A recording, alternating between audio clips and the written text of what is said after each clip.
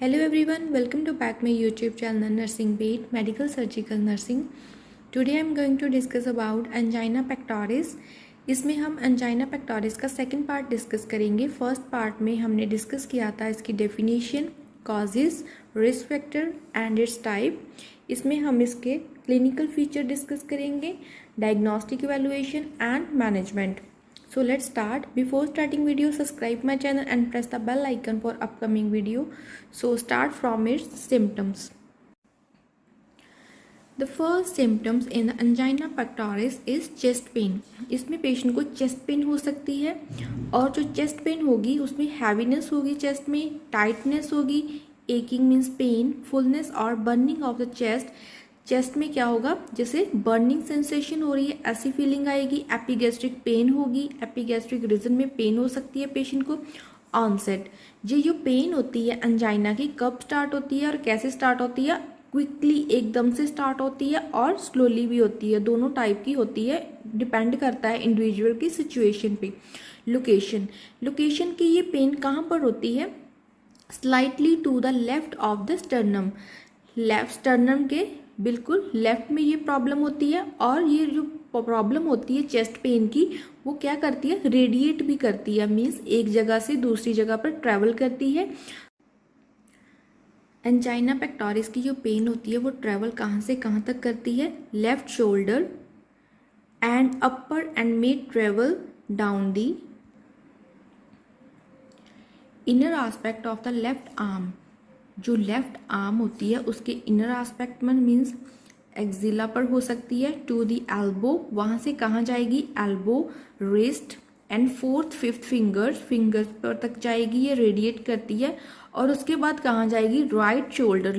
पहले left shoulder पर गई थी वो प्रॉब्लम जो चेस्ट पेन थी, उसके बाद कहाँ जाएगी, रेडिएट करेगी पेन, शोल्डर. राइट शोल्डर पर जाएगी, नेक, जॉ, एपिगैस्ट्रिक रीजन पर. इसकी जो ट्रैवल होती है वो कहाँ कहाँ से जाएगी, स्टार्ट होती है जी लेफ्ट शोल्डर से और उसके बाद कहाँ जाएगी, राइट शोल्डर पे. ड्यूरेशन, अब हम इसकी बात करेंगे ड्यूरेशन. ये जो पेन होती है चेस्ट पेन, एंजाइना में जो चेस्ट पेन होती है वो कितने टाइम के लिए होती है, लेस देन 5 मिनट्स. 5 मिनट्स के लिए ये प्रॉब्लम पेशेंट को होती है. Next is sensation. इसकी जो सेंसेशन होती है जब पेन पेशेंट को फील होती है, जो कैसी होती है, लाइक स्क्वीजिंग, जैसे कोई स्क्वीज कर रहा है किसी चीज को, ऐसी पेन होती है. बर्निंग प्रेशन मीन्स बर्निंग सेंसेशन होगी. चॉकिंग, एकिंग होगी. Feel like gas, heart burning की सिचुएशन हो सकती है इस कंडीशन में. और इसकी सिविरिटी होती है कि ये जो प्रॉब्लम होती है वो कितनी होती है. ये स्टार्ट होती है माइल्ड से, मीन्स थोड़ी से ये बहुत ज़्यादा हो सकती है, मॉडरेट तक ये प्रॉब्लम होती है. 3 कंडीशंस होती है, माइल्ड, मॉडरेट एंड सीवियर. ये दोनों कंडीशन में रहती है, माइल्ड और मॉडरेट में. अब हम बात करेंगे कि अगर चेस्ट पेन जो हो रही है अंजाइना पेक्टोरिस में चेस्ट पेन हो रही है, अगर उसमें प्रॉपरली ट्रीटमेंट करें, मीन्स मेडिसिन दें, जैसे कि फॉर एग्जांपल नाइट्रोग्लिसरीन इसमें पेशेंट को दें, तो उसके साथ ये प्रॉब्लम क्या है, सबसाइड हो सकती है, मीन्स रिलीव हो सकती है. पेशेंट को काफ़ी रिलीव मिल सकता है पेन के साथ. जो पेन हो रही है पेशेंट को वो नहीं होगी इस कंडीशन में अगर पेशेंट को नाइट्रोग्लिसरीन देते हैं. Next is diagnostic evaluation. सबसे पहले हम पेशेंट की हिस्ट्री कलेक्शन करेंगे.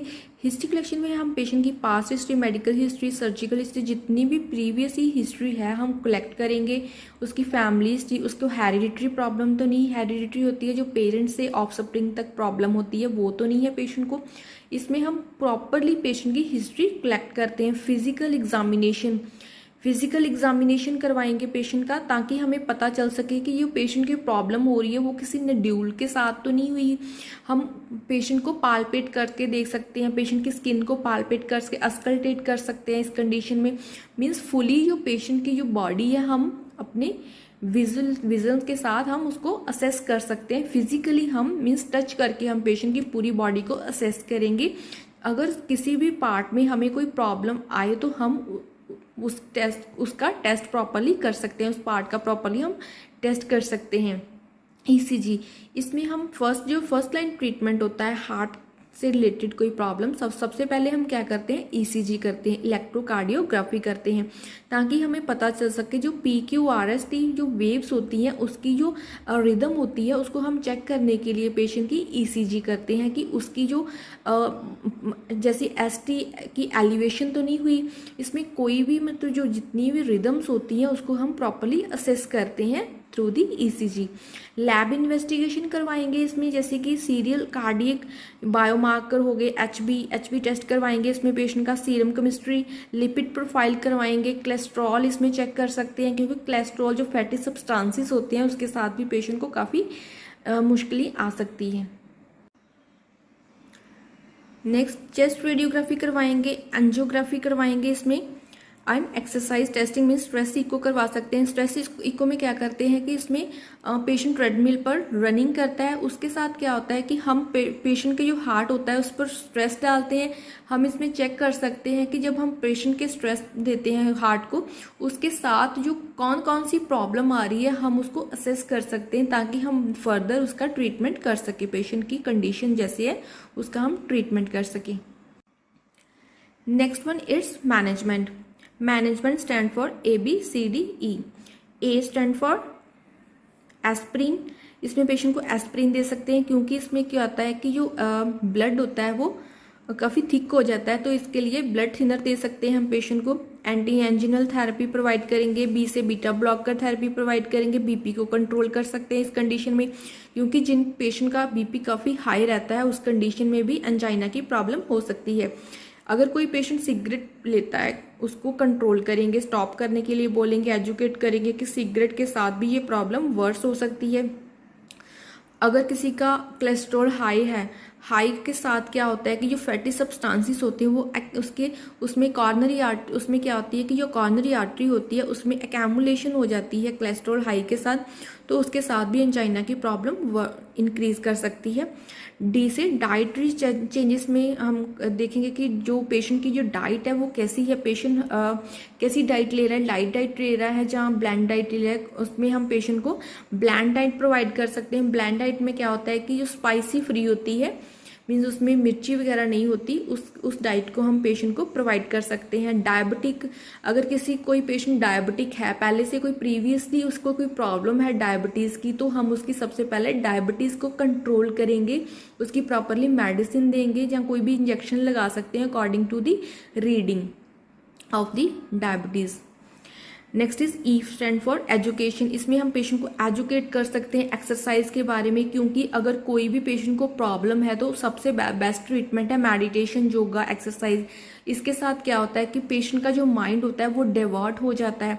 कई बार क्या होता है कि कोई पेशेंट ओबेसिटी हो, मीन्स वो अंडर वेट ना हो, ओवरवेट हो, उसके साथ भी ये प्रॉब्लम हो सकती है। ओवरवेट के साथ क्या होता है कि हम फिजिकली मूवमेंट नहीं कर सकते।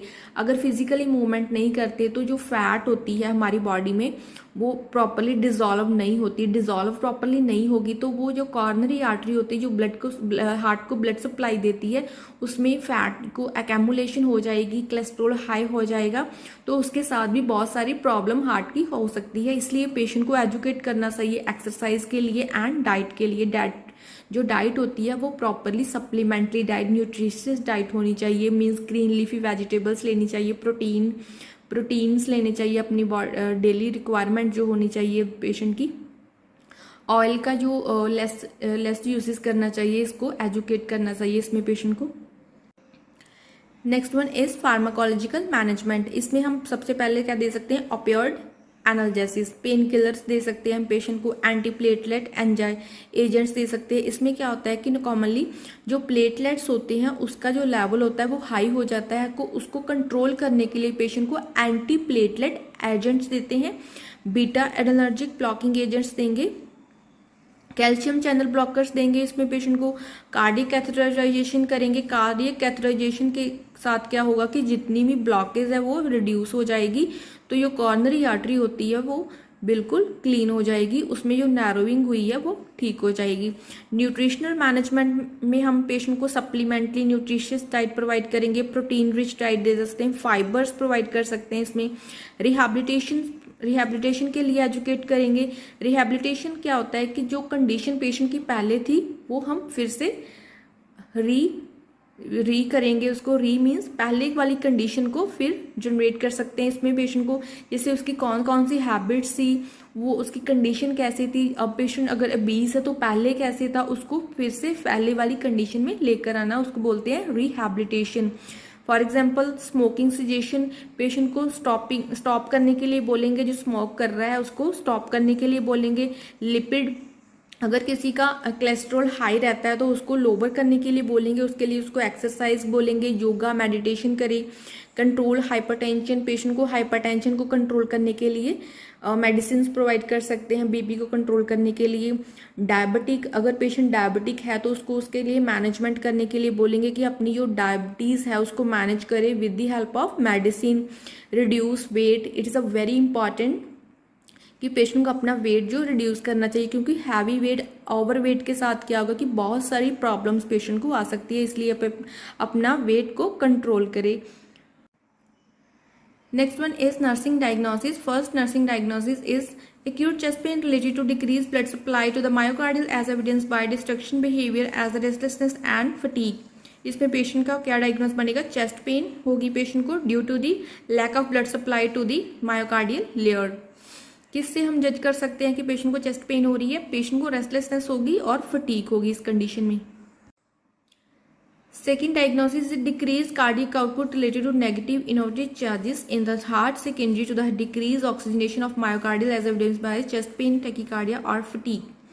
इसमें क्या होगा कि पेशेंट की जो कार्डियक आउटपुट है वो डिक्रीज हो जाएगी। क्यों होगी डिक्रीज? क्योंकि जो ऑक्सीजन सप्लाई है हार्ट को प्रॉपर्ली, जो हार्ट की मायोकार्डियल लेयर होती है उसको प्रॉपर्ली ऑक्सीजन सप्लाई नहीं मिल रही, तो इसके लिए क्या होगा कि कार्डियक आउटपुट डिक्रीज हो जाएगी। Third is ineffective tissue perfusion related to decreased oxygenation of the myocardial as evidenced by chest pain, shortness of breath and tachycardia. Patient की जो टिश्यू परफ्यूजन है वो इनफेक्टिव हो जाएगी, क्योंकि पेशेंट को जो हम क्या जज कर सकते हैं कि पेशेंट का शॉर्टनेस ऑफ ब्रीथ हो रही है और टैकीकार्डिया हो रहा है। इसके लिए हम पेशेंट का जो साइन एंड सिम्टम्स के थ्रू हम क्या जज कर सकते हैं कि पेशेंट की जो टिश्यू परफ्यूजन है वो इनफेक्टिव होगी। So guys, it's all about my topic today. I discussed about second part of angina pectoris. It's under the cardiovascular disease. Today I discussed about its clinical feature, diagnosis, evaluations, management and health education. I hope you understood my topic. If any query related to my topic, then ask me in comment section. Thank you so much.